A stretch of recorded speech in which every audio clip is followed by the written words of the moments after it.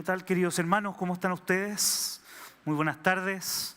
Es una bendición verlos y compartir, ¿no? Tener el privilegio de compartir la palabra del Señor en este día.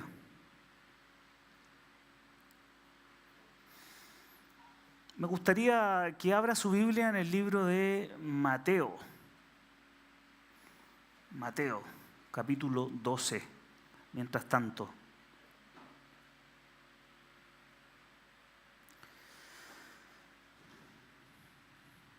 ¿sabes cuál es el propósito principal de tu vida? ¿Para qué fuiste creado? ¿Por qué estás en este mundo? Creo que al comenzar el año es una buena oportunidad para reflexionar sobre las cosas importantes de la vida y, por supuesto, saber para qué fuimos puestos en este mundo. ¿Cuántos de ustedes ya tienen resuelto el asunto? A ver, si yo los invitara a levantar la mano, ¿cuántos ya tienen resuelto el asunto? Bueno, algunos probablemente dirán, yo estoy ok. Estoy clarito, para esto nací y para esto vivo. Estudié ingeniería. Dios me ha dado dones en el ámbito de las finanzas, me ha puesto en un lugar de influencia donde lo que hago tiene una retribución económica importante y lo mío es hacer dinero, ¿no? Podría ser una respuesta. Otros podrían estar pensando, mira, la verdad, Cristian, jefe no soy. Y lo mío va por el tema del servicio. Por lo mismo, cualquier tema o cualquier asunto relacionado con la gente y las necesidades de las personas podría ser un campo en el cual yo cumpla mi propósito en esta vida. Y otros, en esta época de cambios, dirán que se sienten influencers, ¿no? Andan grabando videitos por ahí, son carismáticos, tienen facilidad de persuasión y son excelentes comunicando lo que quieren. Entonces, estarán convencidos que su propósito en la vida será trabajar en las redes sociales o el marketing, diseminando ideas y promoviendo o vendiendo cualquier cosa que le pongan enfrente. En fin, todas estas cosas son legítimas y tienen sentido cuando vemos que Dios nos ha dotado a cada uno de nosotros con ciertos dones, destrezas y talentos que nos diferencian del resto, pero ¿es ese realmente el propósito de tu vida? ¿El propósito para el cual fuiste creado? Puede ser un oficio, cualquiera que éste sea, la misión que Dios te ha encomendado, nos ha encomendado. Es aquella tarea la que debemos aspirar a realizar y disfrutar de sus frutos y pensar que ahí se encuentra la plenitud de nuestras vidas. El pasaje de hoy nos orienta al respecto, poniendo a Jesús como ejemplo de lo que realmente debería ser nuestra aspiración máxima en esta tierra. Y contrario a lo que podríamos, o la mayoría de nosotros podría pensar, Jesús nos desafía con su vida, ministerio y prioridades para vivir haciendo lo que es realmente importante o vale la pena poner en primer lugar. Y para ello, como los invité al principio, me gustaría invitarles a abrir sus Biblias en el libro de Mateo capítulo 12, del versículo 15 al 19, donde encontramos dirección de Dios y sabiduría de Dios para poder vivir la vida que Dios nos invita a vivir. Mateo capítulo 12, del versículo 15 al 19, dice así: Sabiendo esto, Jesús se apartó de allí y le siguió mucha gente. Y sanaba a todos. Y les encargaba rigurosamente que no le descubriesen, para que se cumpliese lo dicho por el profeta Isaías, cuando dijo: He aquí mi siervo, a quien he escogido, mi amado, en quien se agrada mi alma. Pondré mi espíritu sobre él, y a los gentiles anunciará juicio. No contenderá, ni voceará, ni nadie oirá en las calles su voz. La caña cascada no quebrará, y el pábilo que humea no apagará, hasta que saque a victoria el juicio. Y en su nombre esperarán los gentiles. Vamos a orar. Padre, por los méritos de Cristo Jesús y la obra de tu Espíritu Santo, ayúdanos a reconocer el principal propósito de nuestras vidas. De manera que podamos vivir en plenitud la vida abundante que prometiste. Esa vida abundante que es para todos aquellos que han sido alcanzados por tu gracia. Enséñanos, Señor, en este día, en este primer domingo del año, para poder vivir con dirección, con propósito, con sabiduría. Lo rogamos en el nombre de nuestro Señor Jesucristo. Amén. Cuidar, perseverar y cumplir la misión de Dios es el propósito principal de tu vida. Cuidar, perseverar y cumplir el propósito de Dios es lo principal, es la tarea principal de tu vida. La lectura que acabamos de realizar se enmarca en el contexto de la vida cotidiana de Jesús. Un Jesús que por una parte vive teniendo claras sus prioridades, es decir, siendo misericordioso, enseñando y actuando en consecuencia con lo que predica. Y por otra parte, dos historias. Historias que comentamos precisamente aquí hace algunas semanas atrás, siendo más específico el primer domingo de diciembre. Dos historias unidas por un elemento común, el día de reposo. ¿Recuerdan?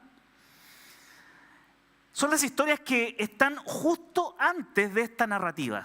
Me refiero al versículo 1 al 14. Si tú ves tu Biblia, te vas a encontrar con estas dos historias. Y en ambas historias, la disyuntiva era lo que se debía o no hacer en ese día. Y era un diálogo entre los fariseos y Jesús. Ahora sí, seguramente los que estuvieron presentes en aquella oportunidad ya lo recordaron, ¿verdad? Ese domingo dijimos que el sábado era el día de descanso para el pueblo judío. El versículo 1 dice aquello, del capítulo 12. Y no era simplemente un día de descanso, sino un día de descanso que estaba prescrito en la ley de Dios. Éxodo capítulo 20, del versículo 8 al 11 podemos encontrar eso. Esto significa que era un mandato de Dios que no podía ser quebrantado. Acuérdate del día de reposo para santificarlo. 6 días trabajarás y harás toda tu obra, mas el séptimo día es reposo para Jehová tu Dios. No hagas en él obra alguna, tú, ni tu hijo, ni tu hija, ni tu siervo, ni tu criada, ni tu bestia, ni tu extranjero que están dentro de tus puertas. Porque en 6 días hizo Dios, Jehová, los cielos y la tierra, y el mar, y todas las cosas que en ellos hay. Y reposó el séptimo día, por tanto Jehová bendijo el día de reposo y lo santificó. Los fariseos, por otra parte, eran los maestros judíos que consideraban que recoger el grano en el día de reposo era una violación de la prohibición de trabajar el día sábado. Esto se encuentra en esa primera historia. En otras palabras, era una violación a una ley establecida por Dios y por lo tanto era grave. Jesús se erige imponiendo autoridad sobre esas disputas y como aquel que se encuentra por sobre las interpretaciones que puedan tener los fariseos sobre el día sábado, desafiándolos a replantearse lo que hasta el momento consideraban como una violación a la ley de Dios. Jesús dice, uno mayor que el templo está aquí. afirmando en ambos casos que las necesidades de las personas tienen preferencia sobre la observación legal. Y a eso agrega: quiero misericordia y no sacrificio, citando al profeta Oseas en el capítulo 6, versículo 6 de ese libro profético. En la segunda controversia sobre el día sábado, Jesús cura a un hombre con una mano seca, arriesgando ser acusado de trabajar quebrantando el día sábado. De cualquier modo, demostrando una vez más que las necesidades de las personas prevalecen sobre las observancias rituales. Al hacer el bien, Jesús el día sábado argumenta sobre la base de que las necesidades de las personas son mayores que las necesidades de los animales. Si a los judíos se les permite cuidar de los animales el día sábado, también se les debería permitir ayudar a las personas el día sábado. A continuación de lo anterior, la disputa por la comida de los discípulos en un día sábado y la sanación del hombre con la mano paralizada en ese día, aparece el versículo 14, que ustedes pueden seguir con su vista. Y dice lo siguiente: y salidos los fariseos tuvieron consejo contra Jesús para destruirle. Y esa es la antesala de lo que estamos reflexionando hoy. Jesús, al proclamarse Señor del día de reposo, permitiendo que los discípulos se alimenten y sanando a un hombre con una dolencia, está afirmando que Él es el que determina el espíritu correcto de la ley, de lo que se debe o no hacer, interpretando de la manera adecuada lo que fue dicho y legislado en el Antiguo Testamento. Vaya dato perturbador para aquellos que siguen sosteniendo las doctrinas del Antiguo Testamento sin pasarlas por las perspectivas cristológicas que nos dio el Señor. Por cierto, ese es el gran cambio en la vida de los discípulos y los que por primera vez fueron llamados cristianos, que a diferencia de los judíos, Cristo ahora es el Mesías y es la llave hermenéutica por excelencia. O sea, que todo lo que fue entregado en el Antiguo Testamento debía cotejarse con la palabra encarnada que nos reveló la verdad última de todas las cosas. Entonces, Jesús está siendo asediado y los fariseos derechamente buscan su muerte. No obstante, Jesús cuida de su propósito.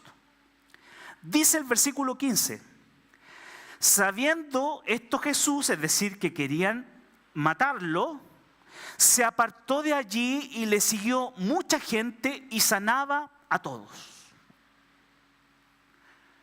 Noten que la acción de Jesús es continuar en lo suyo, porque de otra manera se hubiera quedado allí para recibir en ese momento el juicio que él sabía que venía sobre su persona. Pero el tiempo aún no había llegado. Por lo tanto, sabiendo esto, Jesús se aparta de ese ambiente tóxico en el que sin duda podía percibir los ánimos de sus detractores queriendo apoderarse de él una vez más, para continuar con lo que el Consejo Trinitario tenía en su sola voluntad. Ahora, una comparación con lo que estaba viviendo Jesús y nosotros, por supuesto que no tiene ningún sentido, ningún espacio, sencillamente porque Él es incomparable en toda su manera de vivir y lo que significa su obra redentora. Sin embargo, lo que nos interesa observar aquí es la actitud del Señor para mantenerse en la dirección correcta respecto de salir de una situación complicada, pues querían matarlo.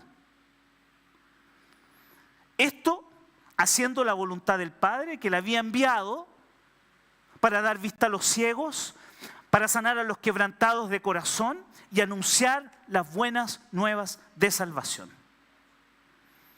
Para los que estamos presentes o están probablemente siguiendo esta predicación, ¿Cómo estás tú en estos momentos?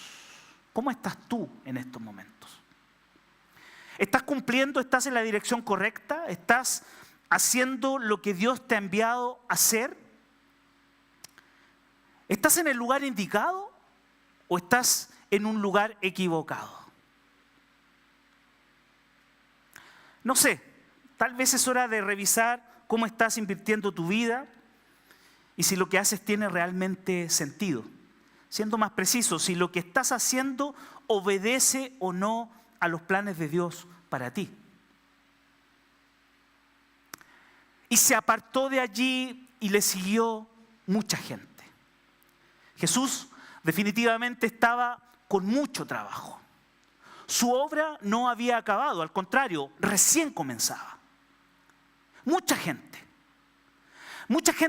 siguiéndole, mucha gente esperando una palabra de esperanza, mucha gente buscando un milagro del Señor.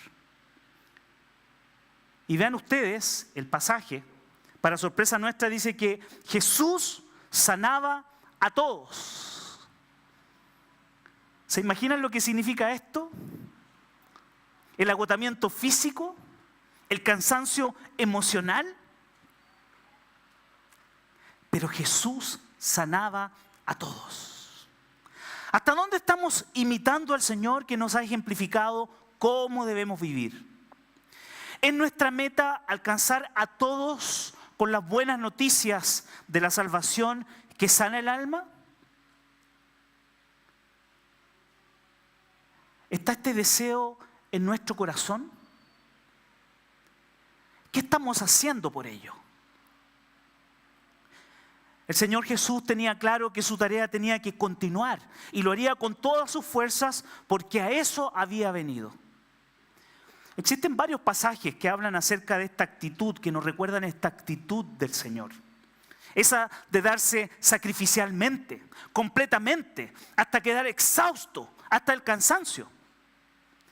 Lucas capítulo 1, versículo 35 dice que levantándose muy de mañana, siendo aún muy oscuro, salió y se fue a un lugar desierto y allí oraba.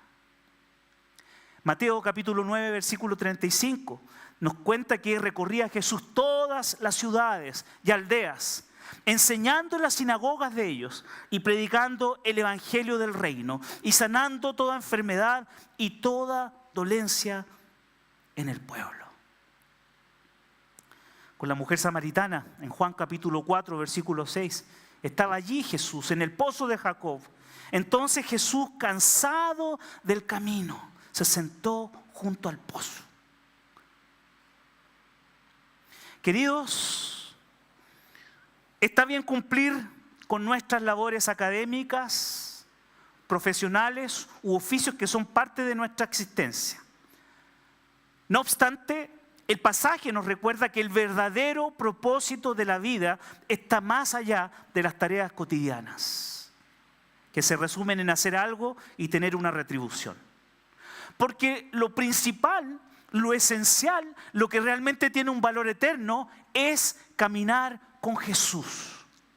Tal como Él lo hacía en los poblados de Palestina durante el primer siglo. ¿Acaso existe algo más importante que dar a conocer al Salvador y al Sanador de las almas? No, no existe algo más excelso que esto. Y a ello somos invitados a participar. Hasta cierto punto estamos diciendo que si bien cada cosa tiene su lugar, nuestra principal labor es conocer a Dios y es disfrutar de Él para siempre y dar a conocer el evangelio restaurador de nuestro Señor, tal como lo vemos en este pasaje. La gente necesita ir tras Jesús y ser restaurada por Él. Tú y yo somos los encargados de hacerlo, de darlo a conocer, porque somos los escogidos y porque de eso se trata el cristianismo, no de otra cosa. Y es bueno recordarlo en este primer domingo del año.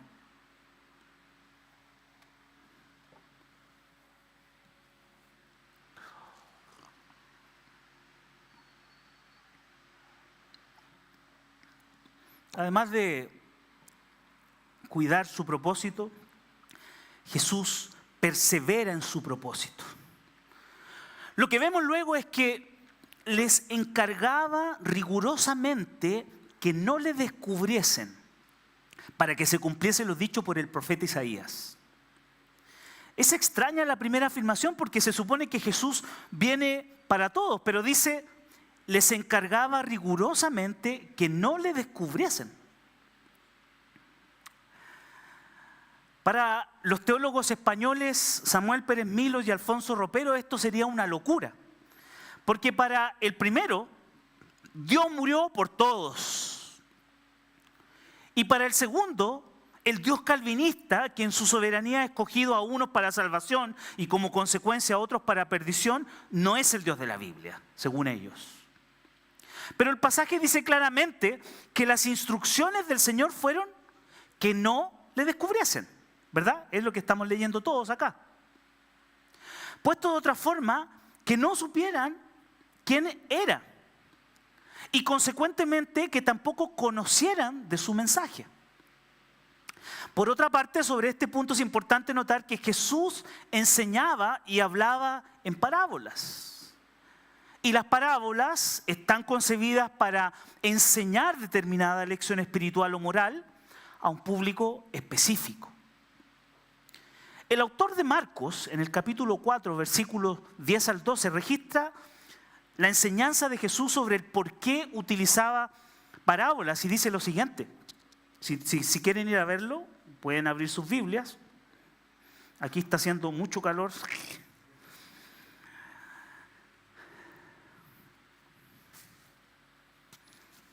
Marcos capítulo 4, versículos 10 al 12.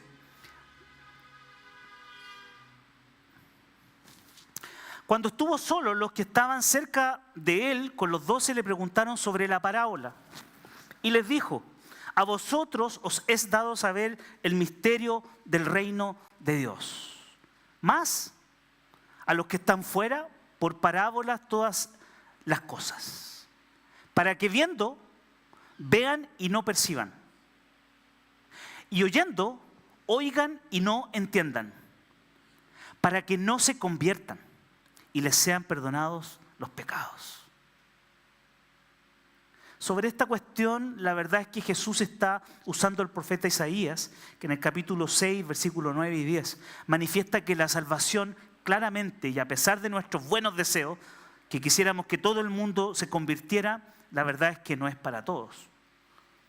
Entonces la pregunta aquí es difícil de entender esto, ¿verdad? Sí, es difícil.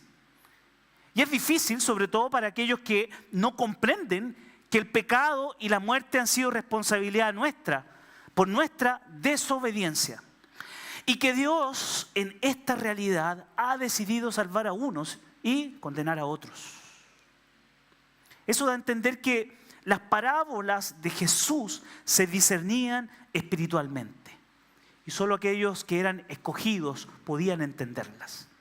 Mientras aquellos que no, simplemente no podían acceder a esa verdad espiritual de Dios. Y eran recibidas con la misma incredulidad que las personas recibían los mensajes en el tiempo de Isaías, también acontecía en el tiempo de Jesús. Vale la pena mencionar que en otras oportunidades Jesús usó las parábolas para hacer que sus oyentes reaccionaran a su mensaje o para instruirlos, ¿no?, de otra forma. O sea, también tenían otro uso. Podemos observar ahí luego Mateo capítulo 24, versículo 32 y Lucas capítulo 7, del versículo 40 al 43. En cualquier caso, Jesús no pretendía transmitir simplemente informaciones. Procuraba una mudanza en la percepción de los oyentes, una transformación de sus valores, de sus convicciones, de su visión de mundo. En ese sentido, Jesús persevera en su propósito, que es comunicar la verdad, aun cuando no todos podían aceptarla. Y ese también es un desafío para nosotros hoy, ya que muchas veces decidimos por las personas preguntándonos a nosotros mismos al momento de compartir la fe: ¿será que debo compartir el evangelio con él o con ella? A mí me parece que no le interesa. Están enfocados en otros asuntos. Tiene todo, pareciera que no necesitan nada. Queridos, cuando se trata de compartir el Evangelio, nuestra tarea es hacerlo dependiendo de lo que Dios quiere hacer en el corazón de los oyentes. Y no de lo que nosotros podamos hacer tratando de convencerlos. En otras palabras, el éxito al testificar es sencillamente hablar de Jesucristo a otros en el poder del Espíritu Santo, dejando los resultados a Dios. O sea, nuestra tarea es simplemente comunicar la verdad de Dios cada vez que tengamos la oportunidad de hacerlo, descansando en la obra de Dios, a través de su Espíritu en la vida de aquellos que están escuchando. No tomemos decisiones por los demás. Nuestra labor es hablar de Dios y luego descansar en su obra, tal cual como nos ilustra nuestro Señor y Dios. ¿Quién iba a pensar que Juan Luis Guerra, Daddy Yankee y Vasco Muglián algún día confesarían públicamente su fe en Cristo? Extraordinario, ¿no? A veces tienen mucho más impacto que nosotros mismos desde el púlpito, compartiendo su fe, ¿no?, con otros y aprovechando esos espacios que Dios les da. Eso solo corresponde a Dios, porque es Dios quien puede resucitarnos de la muerte espiritual en la que nos encontramos antes de conocernos, de conocerlo y hacer nuevas todas las cosas. Jesús persevera en su propósito y esa es una invitación para nosotros también. ¿Saben por qué? Porque no hay nada más maravilloso en esta vida. No hay nada más maravilloso cuando un alma vuelve a la vida y se encuentra con su Creador, con su Señor, y vuelve a sonreír y vuelve a vivir. Queridos, perseveremos en lo importante. Y lo importante para Jesús y para nosotros es hacer su voluntad, es predicar el Evangelio. En tercer lugar, Jesús cumple su propósito. Cuida, persevera y cumple. ¿Y cómo cumple su propósito? Aludiendo al profeta Isaías. Vean ustedes el versículo 17. Para que se cumpliese lo dicho por el profeta Isaías cuando dijo: He aquí mi siervo a quien he escogido, mi amado en quien se agrada mi alma. Pondré mi espíritu sobre él y a los gentiles anunciará juicio. No contenderá, ni voceará, ni nadie oirá en las calles su voz.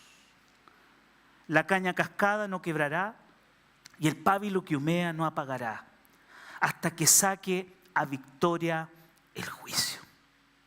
Y en su nombre esperarán los gentiles. Jesús cumple su propósito, porque se identifica precisamente con las palabras del profeta que fueron dichas cientos de años antes de su encarnación. Y esto es significativo porque nos recuerda que Dios, primero, no improvisa cuando se trata de los temas importantes de la vida. Segundo, que está en control de la historia. Y tercero, que siempre lo cumple, siempre cumple su palabra. Lo que se propone y lo hace no importando los años que tengan que pasar. Y aquí hay varias lecciones para nosotros. Cumplir nuestro propósito supone alejarse de la improvisación y actuar siendo conscientes de lo que Dios nos ha llamado a hacer. En términos prácticos, es importante saber que Dios nos ha dado dones y destrezas que podemos poner al servicio de los demás, beneficiándonos de ellas, como dice el sabio en el libro de Eclesiastés. Pero al mismo tiempo, debemos recordar que el propósito principal de nuestras vidas, como dice Romanos capítulo 11, versículo 36, es adorar a Dios y disfrutar de Él por la eternidad. Porque de Él y por Él y para Él son todas las cosas. A Él sea la gloria por los siglos. Amén. En consecuencia, No vamos a improvisar cuando se trata de decidir sobre lo más importante. Y este año seguiremos siendo fieles con el estudio de la palabra de Dios y el conocimiento de Él. ¿Cómo? Bueno, algunas ideas. Asistiendo fielmente a los cultos del domingo para ser edificados por la palabra viva que transforma nuestros corazones. Teniendo nuestros devocionales que descuidamos ya hace algún tiempo. Participando en la escuela bíblica dominical y los grupos de crecimiento, cosa que podamos cuidarnos unos a otros con el consejo de Dios. También podríamos inscribirnos en algún curso o programa del seminario, de manera que siempre podamos estar disponibles y preparados para servir donde Dios quiera. Vamos a cumplir nuestro propósito también, significa vivir tranquilos, porque sabemos que Dios es soberano. Esto significa que descansamos en Él porque sigue gobernando sobre la historia, y no solo sobre la historia, sino también sobre nuestras vidas. Y no solo eso, también sobre nuestras decisiones, nuestras familias y nuestros quehaceres. Cristo sabía que la historia tenía que seguir su curso, por lo que el Dios triuno se había propuesto desde la eternidad.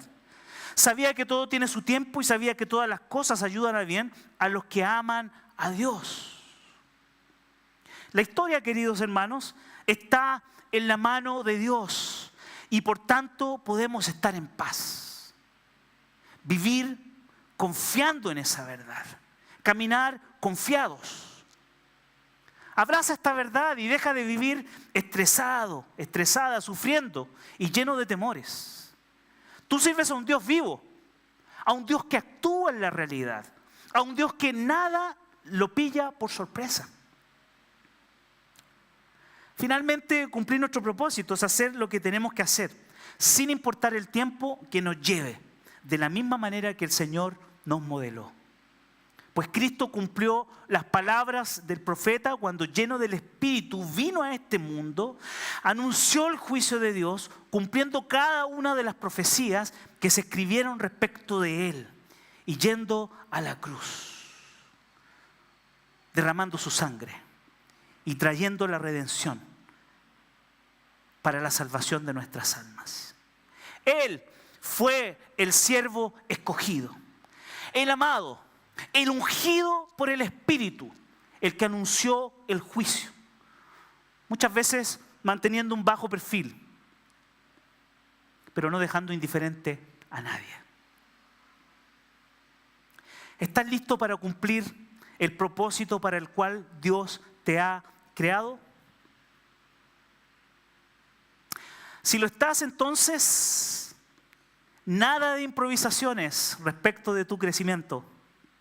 Si hay una palabra de ánimo, es que imitemos a nuestro Señor. Él no improvisa y nosotros tampoco improvisamos. Vamos a pensar en nuestro desarrollo y no vamos a dejar nada al azar. Enfócate en vivir para Cristo, obedeciendo su palabra, y lo demás vendrá por añadidura. Vive tranquilo, confiando en la soberanía de Dios.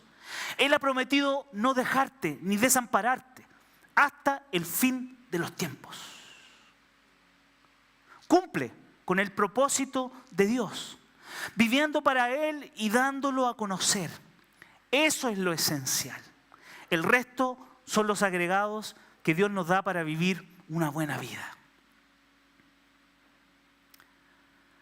Cuidar, preservar y cumplir la misión y el propósito de Dios es el propósito principal de nuestras vidas. No lo olvidemos. Creo que las aplicaciones las hemos realizado a través de toda la predicación y me parece que es suficiente por hoy. Por lo tanto, esperamos que el Señor bendiga su palabra. Amén. Vamos a orar. Padre, muchísimas gracias por tu palabra santa que habla nuestras vidas y nuestros corazones. Gracias, Señor, porque en este primer domingo del año tú nos desafías con tu persona, con tu vida y con tu obra. Y nos invitas a cuidar, a perseverar y a realizar lo que tú nos pides. Primero siendo tus hijos y segundo también con los dones que tú nos has dado, con las destrezas, con las habilidades para bendecir a quienes están alrededor nuestro. Oramos para que podamos ser obedientes, para que tu palabra y tus verdades llenen nuestro corazón, desafíen nuestras vidas y nos permitan vivir haciendo tu voluntad siempre. Te alabamos, Señor, y te agradecemos. En el nombre de nuestro Señor Jesucristo oramos. Amén.